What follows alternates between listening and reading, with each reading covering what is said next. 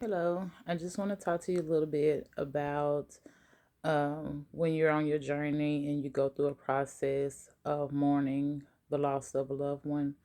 That happened to me. It was very unexpected. We didn't realize it was going to happen, and it was hard. It was a traumatic thing for us, and during that process, a lot of questions came up because you're doing everything right, you're enjoying the time you're spending with each other, and then all of a sudden this person that you love so much and this person that you spend time with on a regular basis is just gone. And there's always the questions of why that come up. Why would God do this? Why would he take this person from me? And during that time, you will go through a lot of emotions. You go through some anger. You go through sadness, depression, anxiety, frustration, loneliness, so many different emotions. And you have a few moments of laughing here and there, but the aches and the pain that the heart feels will be more evident. And I just want you to know that during those times, you lean on God for comfort. You want to pray and understand that, be reminded that God has the last say.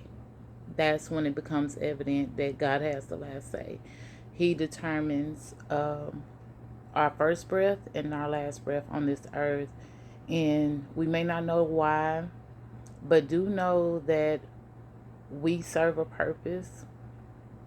And once we have completed our journey, um, our time has come, then we are laid to rest until the time comes where we start to enjoy our eternal life. So grieve, grieve, go through that mourning period. It is necessary. It is part of the healing process. It is part of your journey connecting with God. Pray yourself through it. Um, if feel what you're feeling, allow your emotions to be what they are. Give yourself time to get through that process, and um, understand that it's not something that anyone did. It's not a judgment of how they live their life, or it's just their time. And there are times when people are stolen from us or taken from us too soon, and that's when the enemy has played his hand in that role.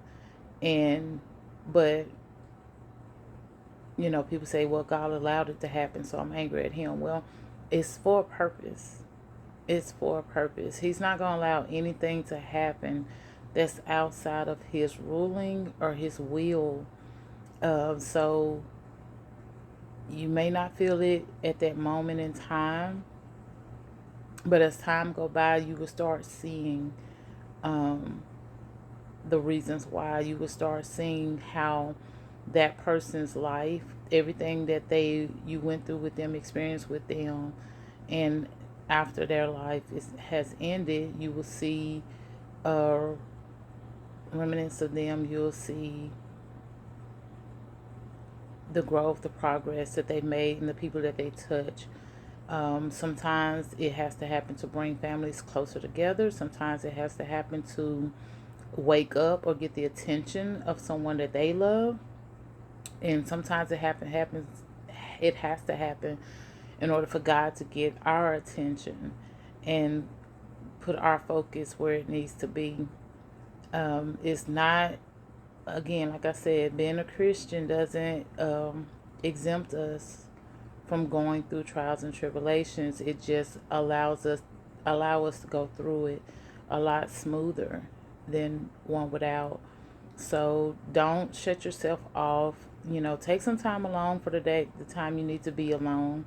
But don't shut yourself off, and don't let yourself become consumed with the why. The why belongs to faith. Faith belongs to God.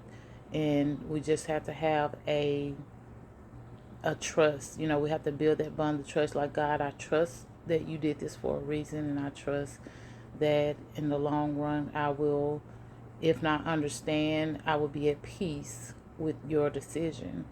And allow yourself to continue to live and continue to spread His word. Don't let it just overwhelm you.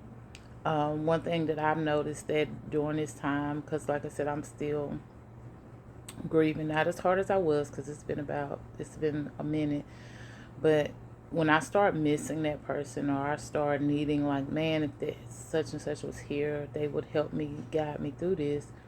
He sends them to me in dreams, and they give me the messages that I need. So, yeah, make that a thing for you.